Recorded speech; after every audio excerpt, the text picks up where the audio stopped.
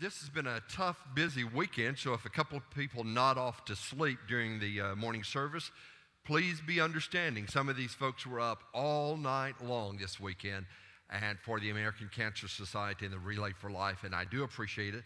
And Faye told me that the efforts this weekend, Friday night, Saturday morning, produced just over $48,000.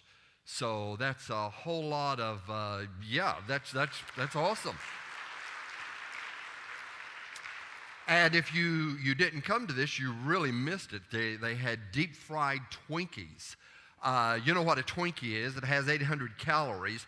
They cover it in a batter, dip it in grease and cook it, and then you take a bite of it and the grease literally drips down your face on the floor. I think it's like 2,400 calories each, So when I walked in, I had strawberry shortcake, a deep fried Twinkie, and a chocolate cake. So, I feel like I've done a great job of helping the Cancer Society as well as the American Heart Association. So, I did a combined thing there. So, what's the biggest mistake you ever made? Remember, that's the question that I asked last week as I began the sermon.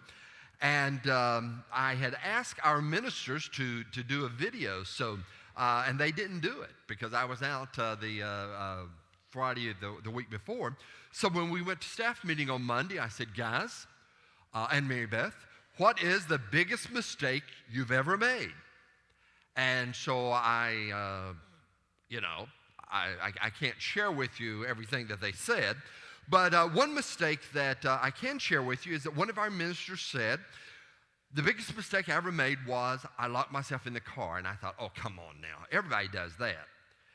And then he went on to tell the story, and he says he locked himself in the car, got the door open with a coat hanger, and then after he finally got the door open, he slammed the door shut with the key still in the car.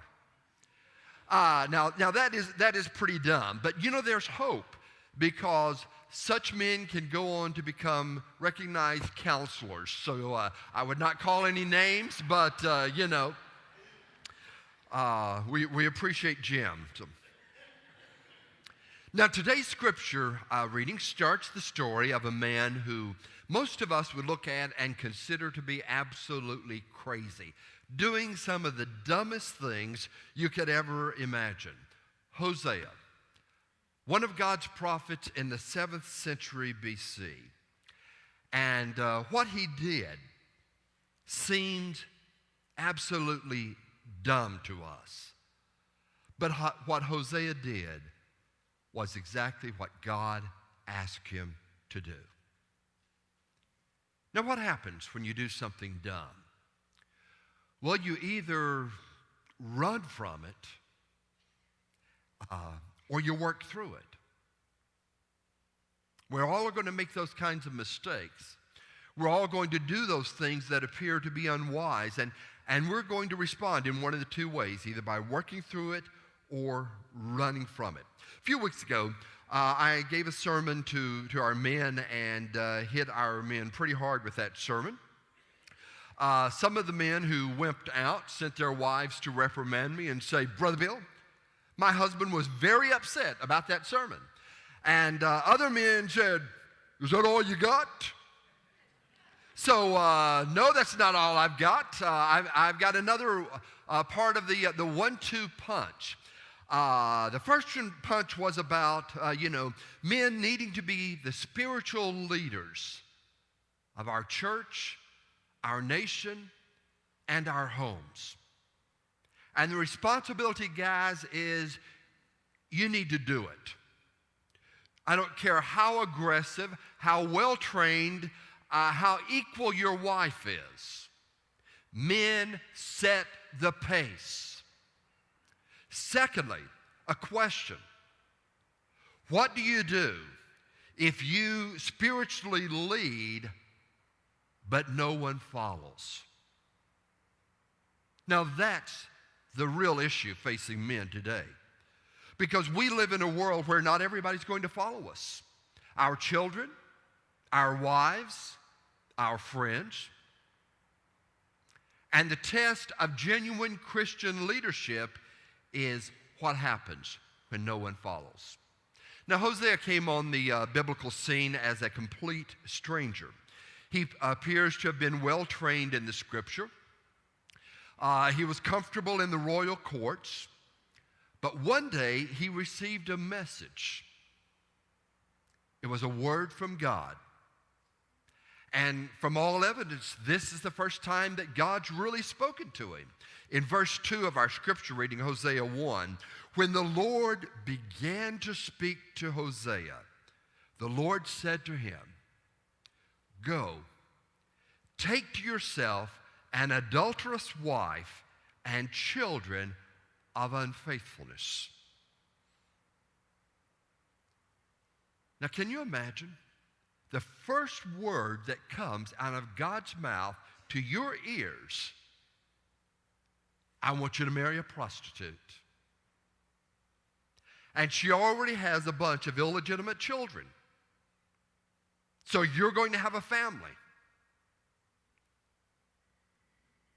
Now, for 50 years, Hosea struggled with the plight of Israel. For 50 years, Hosea watched this nation cease to be the faithful bride of God and become a prostitute to the world. Hosea lived long enough, ministered long enough, that he saw the people of God taken into bondage in 721. 27,000 Israelites were imprisoned, led into slavery, and disappeared from the face of the earth. And all of this time, God was speaking to Hosea. Not only was Hosea living out the tragedy on a national scene, but he was living out the tragedy on a personal scene. Hosea's first problem, he had a wife problem. I don't know if any of you guys have ever had a wife problem or not. If you are married, you have had a wife problem at one time or another. And wives, I would say the same thing. If you're married, you've had a husband problem at one time or another. When two people live together as husbands and wives, they bring with them their unique personalities, their differences, their oneness. And there are some problems that develop. Now, the worst thing that can happen to a preacher, though, is to have a wife problem. We expect our ministers to have perfect families. Therefore, we have the McGinnises. There's Bill and Anita and all of their perfect little children. Isn't that wonderful? And the Apses, David and Michelle and all their perfect little children. And the Leonards. Okay, well, we'll stop there. So, yes, all right. In Hosea's day, if a woman cheated on her husband, there was no running to him and saying, "Oh, honey, I am so sorry. Please forgive me." There was no church joining together in a business meeting saying, well, what are we going to do? In those days, if a woman cheated on her husband, if she lived immorally, she was to be stoned. Deuteronomy 22:2 says, such a woman was to be brought to the door of her father's house, and there the men of the town shall stone her to death. Now that was the custom. And right in the face of that custom, God says to Hosea, go and take a woman of adultery, a prostitute, and her children of unfaithfulness. Now, as you read the story of Hosea and read the rest of the book, Gomer doesn't change. There is some hope, but there is no proof that she ever ceased to be anything but what she was. So many times people come to me and say, preacher, I've been married 5 years and my wife hasn't changed. I've been married 10 years and my husband still does so-and-so. Can I leave her? Can I leave him? And according to Hosea, he spent the rest of his life with this woman who didn't change. Maybe God was saying to Hosea, you understand now